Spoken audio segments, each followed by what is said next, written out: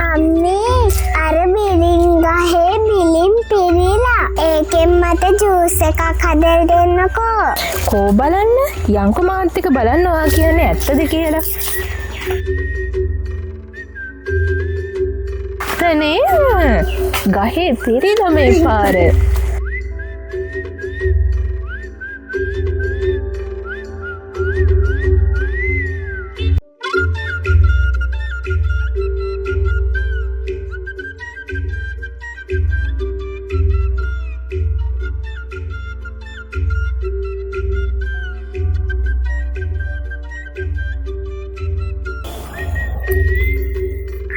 මුලින්ම බිලින් ටික හොඳට සෝදලා අරගෙන පුංචියට කපා ගන්න ඕනේ.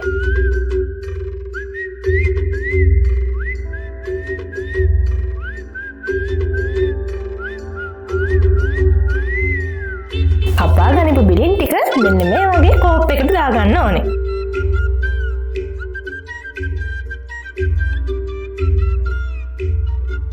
දැන් අපි දෙහි ගෙඩියක් අරගෙන ඒක පුංචි රවුම් විදියට කපා ගන්න ඕනේ.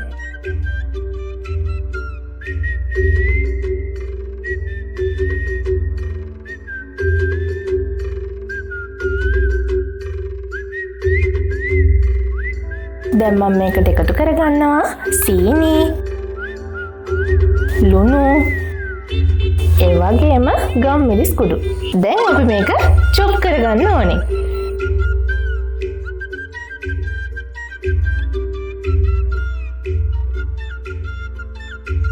දැන් අපි මේකට අයිස් කැටු ටිකක් එකතු කරගන්නවා.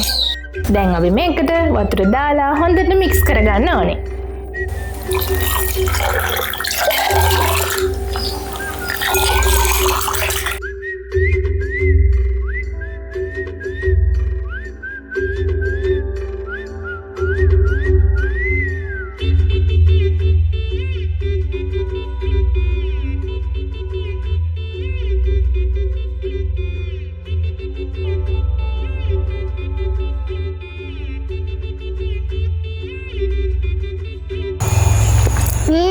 රසම රසයි.